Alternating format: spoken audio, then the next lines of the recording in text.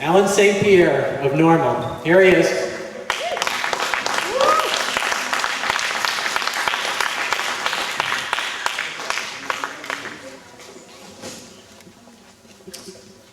Firstly, thank you, Jack, very much for speaking here and for doing, and I can attest as somebody who does almost as much public speaking, but not quite as much.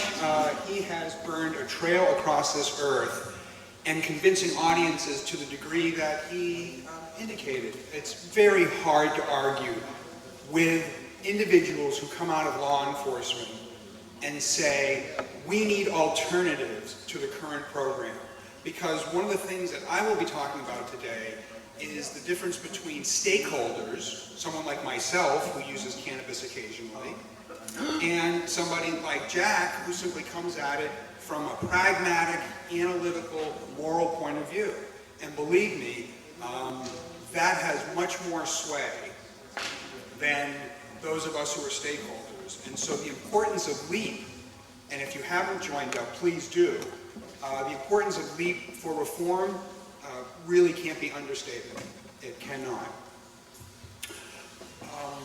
My remarks today, I was asked to talk about initiatives and how initiatives largely have been reforming marijuana laws for the better part of 20 years. But before I do so, as indicated, I'm a graduate of this fine institution. The first time I ever came into this room was in 1973, where there was a cosmic limp-out tournament.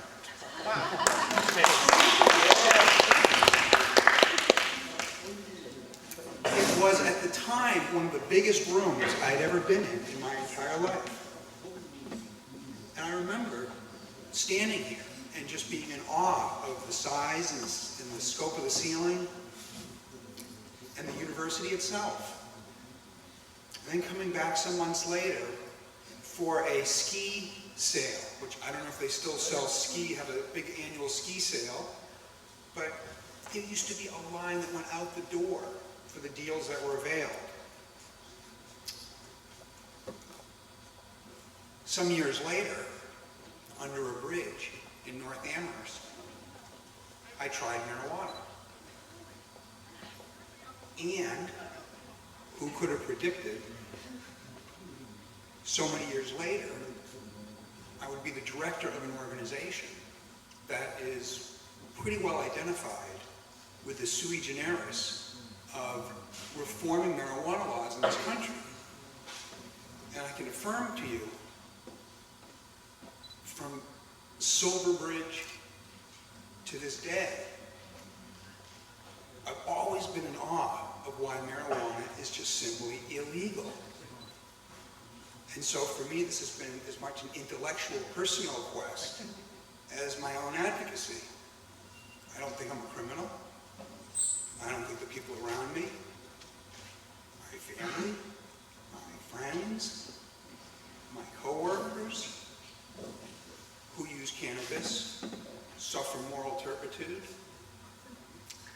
So, for good or bad, you can graduate from this university and you can find yourself working 2 blocks from the White House for something you really care about. Or you can pursue other matters. For me, I was always vexed between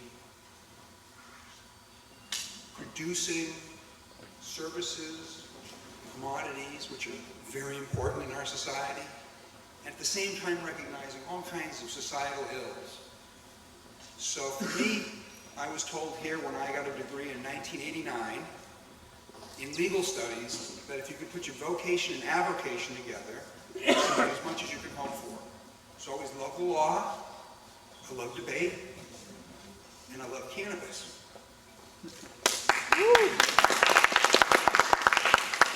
So, with that preface, initiatives. There are 25 of our 50 states that allow for direct initiatives, such that voters, if they can get enough signatures to get on the ballot, can effectively go around the legislature and change the law. In my view, only about 21 states or so really have the initiative process, because 4 or 5 states can effectively kill the initiative process or not implement it. So let's just say there's 21 states that have the initiative process. Most of them are west of the Mississippi. In fact, almost all of them. Massachusetts and Maine are states that do allow for the initiative process. Very basic rule of thumb. You never want to launch an initiative if you don't have 60% support. And you want 60% support for obviously a measurable amount of time, 6 months or so, at least. It's going to be below that number. On a topic like this, there's a very good chance you're not going to prevail. So, since 1996, most marijuana law reform in the United States has happened, and drug reform in total has happened because of the direct initiative process, mainly for medical marijuana. None have been passed without the financial support of one of 2 people, George Soros and Peter Lewis, liberal billionaires.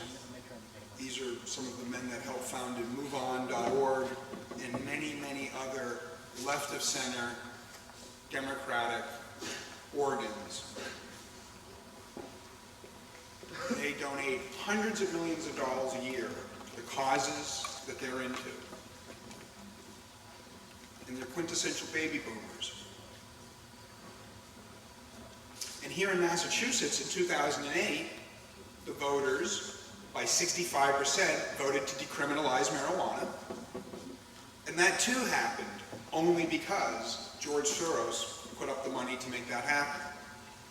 It didn't happen because of citizens organizing and putting $1 on the table. It happened because a billionaire could come in and fund the entire thing beginning to end, soup to nuts. Of the 14 states that have decriminalized marijuana, of course there's a difference between medical marijuana, legalization of marijuana, decriminalization. And those states, for your edification, from west to east are Alaska, Oregon, California, Nevada, Colorado, Nebraska, Minnesota, Mississippi, Ohio, North Carolina, New York, Connecticut, Massachusetts, and Maine have all decriminalized the possession of marijuana. Only Massachusetts did it by popular vote. All of the others did it by legislative laws, the way that most laws are generally passed in America. Conversely, of the 15 states and DC that have passed medical cannabis laws, 11 states have done so by popular vote, with Massachusetts expected to join the group in 2012. There's currently a signature gathering effort right now that again is being funded by the leagues to get on the ballot and pass the medical marijuana initiative. And it almost certainly will pass at probably the same levels that the decrim initiative did in the mid to upper 60s. And that's going to happen in 2012. So if you're a registered Massachusetts voter or you're not, you can have a direct impact on changing the laws.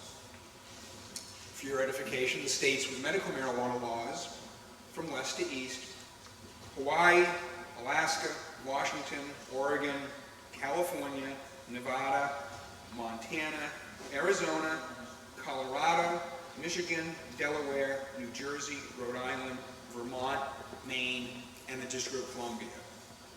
Roughly speaking, there's about 130 million Americans that live in states or municipalities that have decriminalized marijuana.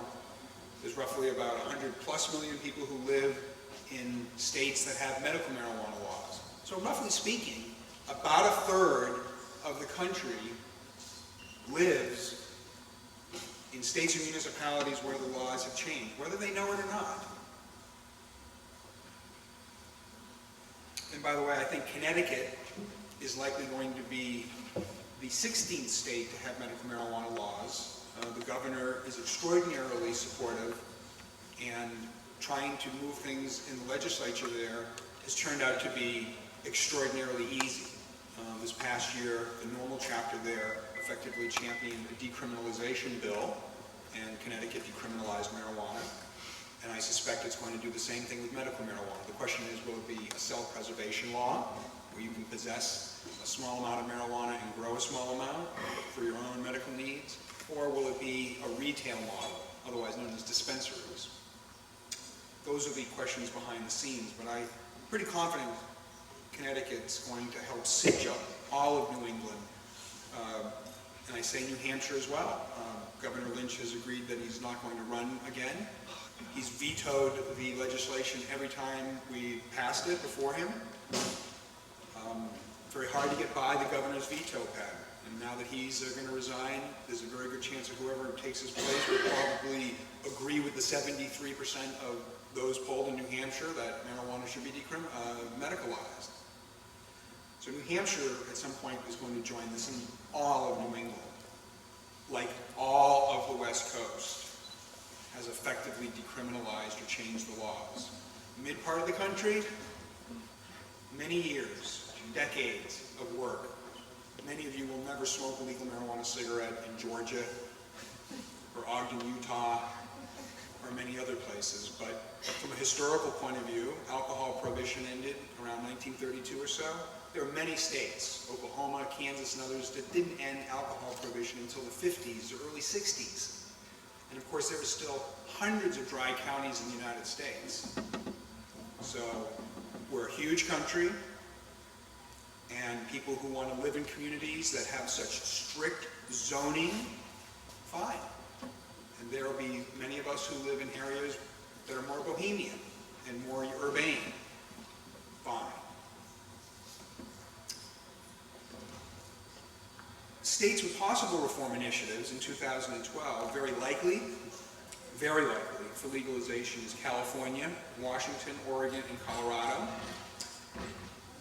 Massachusetts, again, I mentioned for medical cannabis, and Montana, even though the citizens there already voted for medical marijuana some years ago, it went from a self-preservation model to what we call ganjapreneurs taking over, where hundreds of dispensaries started popping up in a state that never was ready for such.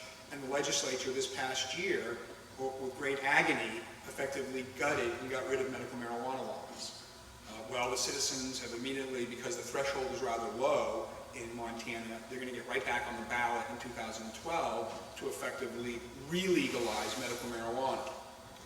So, kind of complicated what's going on in Montana. The initiative process, while compelling, is an oddly constructed, little d democratic exercise, which is hardly the perfect vehicle for substantively changing cannabis prohibition laws or drug prohibition laws as a total. However, it has proven a very effective political tool to move recalcitrant lawmakers and to, in effect, change the law. And so one subtopic of this discussion is grassroots versus grass tops. So Normal, Leap, and others, we represent the grassroots. We will crawl on broken glass to speak to any audiences that want to hear this topic. We're not supported by very large donations. We're supported by small individual donations from stakeholders. And the grassroots, not surprisingly, is what moves everything in society regarding big societal changes. Grass tops is, if you will, extending the metaphor out here, once the grass sprouts tops, then comes the elites, the foundations, the extremely well-funded organizations who effectively come and harvest the young, bright activists, innovate with the technology and programs that they're doing, and try to replicate them as best they can. In some cases, well, in most, not. And since 1995 through 96, the modus operandi for every single cannabis law reform initiative has been the following. Nonprofit advocacy groups, like NORML or others, seek funding from members and large donors to place stakeholder-conceived voter initiatives on statewide ballots. Membership donations have never successfully funded any of these in the United States, as I mentioned earlier, ever. NORML, High Times, Drug Policy Alliance in terms of its membership, ACLU.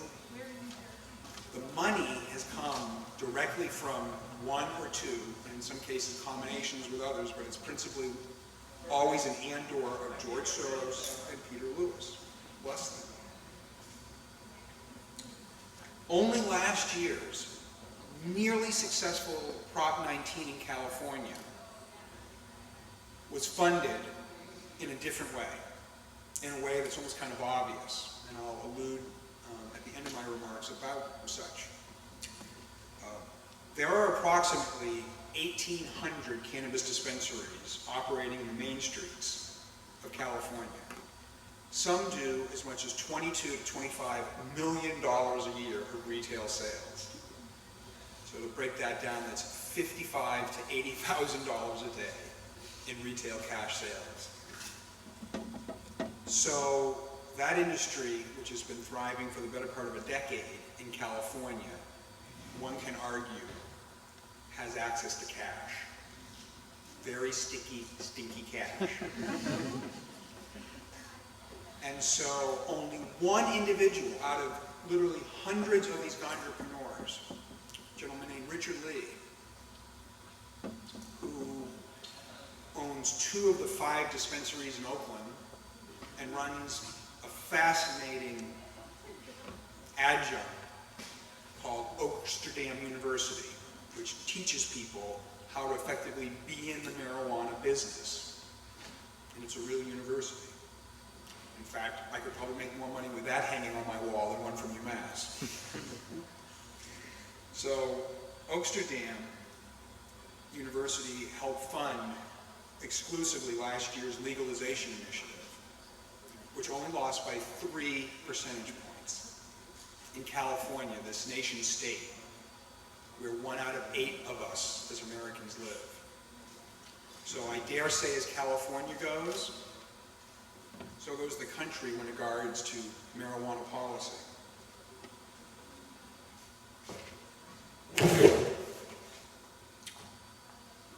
Once local activists and stakeholders identify a state or a city that are ripe for reform, and this is usually done through polling and focus groups, and getting up to that 60 percentile I mentioned earlier, that's when the big donors come in and usually subsume the effort. And it's been to the benefit of reform, generally speaking.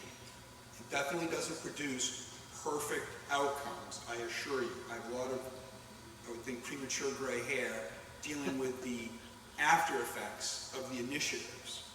And I'll talk about some of them as we move on here. And of course, they hire the best political consultants and the best phalanxes of lawyers, mainly, I mean, many of whom wouldn't know a marijuana plant if it came up and bit them in the ass. But they're very good at what they do, and they're tied into existing networks. And so when it comes to these particular 2 billionaires, Mr. Lewis and Mr. Soros, they already fund these political consultants and these lawyers for all kinds of other things that they do. So for them, they just simply put marijuana into that shop as well. And sort of regrettably, what happens after that is that largely the stakeholders get a political stiff arm. We're not involved with the creation of the initiatives. We're not involved with strategy. We're not involved with the enthusiasm. In fact, we're told to effectively get back into our closets, our smoky, smoky closets.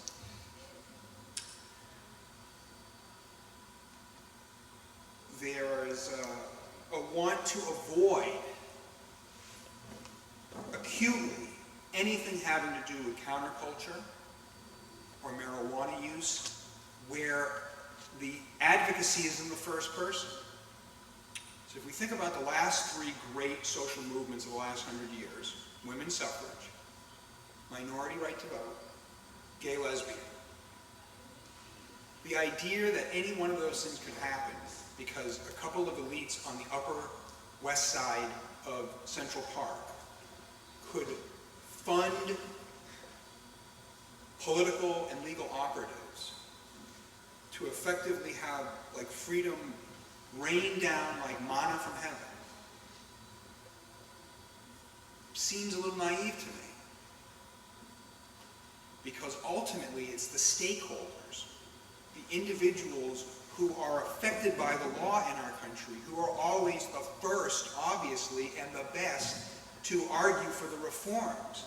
So those of us who use cannabis, those of us who make up the 850,000 arrests per annum, those of us who lose our children, those of us who are drug tested, those of us who are denied student loans to universities like here, those of us who are denied access to the military or security clearances or professional licenses like a commercial driver's license.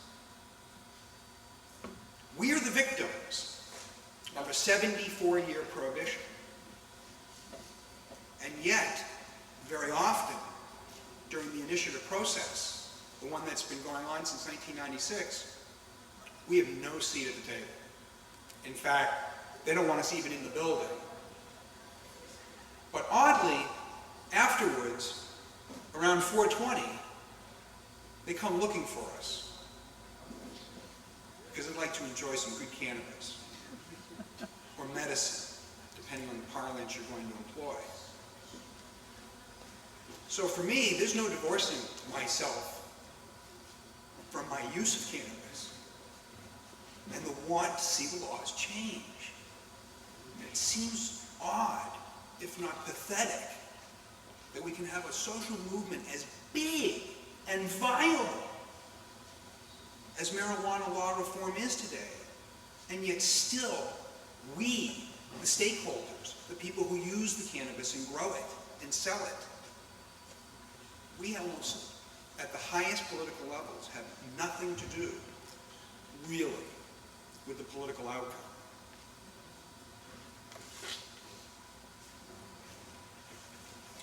Grass-tops-driven initiatives often include enhanced or new cannabis-related penalties that stakeholders would never advance. Years ago in a political science class, right across the way from here, I learned about triangulation. So oddly, though I'm not the stereotype, I don't have the Rouge jacket, and I don't have a goatee, and I don't have a ponytail tucked behind here. I'm just a preppy from New England. But they hate cannabis culture. They hate the tattoos. They hate the hair. They hate the youth, which is kind of regrettable. Because we were all youth at one point. And examples of this, in Michigan, one of the reform groups put forward, as a reform, that no more than 2 people in a room using medical cannabis could happen. Because they didn't want to have patients using medical cannabis together as being portrayed as like a bar or a coffee shop in the parlance of Amsterdam. So the idea that we now criminalize in Michigan, as I found out this past weekend in Detroit at the High Times Cannabis Cup Awards, that when 2 or 3 people were in a room using cannabis, they were in violation of the law. They got arrested. Medical patients for using medical cannabis, more than 3 in a room. They violated an anti-party statute that we, the reformers, put forward in the initiative in 2008 that 63% of Michigan voters approved of. Here in Massachusetts, without going into painful legal details, there's so many flaws. I mean, it's a damn good thing I'm not a prosecutor in this state. The thing is just riddled with flaws. that a really malevolent prosecutor can have, and appellate courts that want to go along with them, that can defang this great decriminalization initiative that you all passed. Things like defining marijuana, cannabis sativa, vegetable matter as THC, tetrahydrocannabinol, the active ingredient in cannabis. It's now the legal definition. There were enhanced penalties for youth. Now, nobody involved with drug policy reform, nobody wants anybody under the consensual age, whatever that is. In my youth here, that was an 18-year-old. Today it's a 21-year-old. Whatever that consensual age is, no one argues that they should have access recreationally to drugs. But none of us at Normal would ever seek to enhance the penalties against our children who would have marijuana. And that's triangulation. That's trying to convince the population, which didn't really need convincing here in Massachusetts to decriminalize marijuana. 65% voted for it. There was no reason to give up that politically, to now punish youth more, or to make it so that when you drive, so, you know, I was at this Cannabis Cup Awards, Detroit. If someone goes, if I was to be pulled over on the Mass Pike and drug tested, there might be a chance they might find metabolites in my hair or in my urine. And I would be prosecuted for possessing marijuana. No marijuana, just an inert metabolite in my body. But we, the reformers, put that forward. In New Jersey, the medical marijuana law is completely feckless, and almost no one's going to hardly qualify for it, and the ability to get them off the ground is almost a fait accompli that it's never going to happen, including in starting a terrible trend, banning home cultivation for patients. Up to that point, 12 states had allowed for patients to grow their own, the self-preservation model that I mentioned earlier.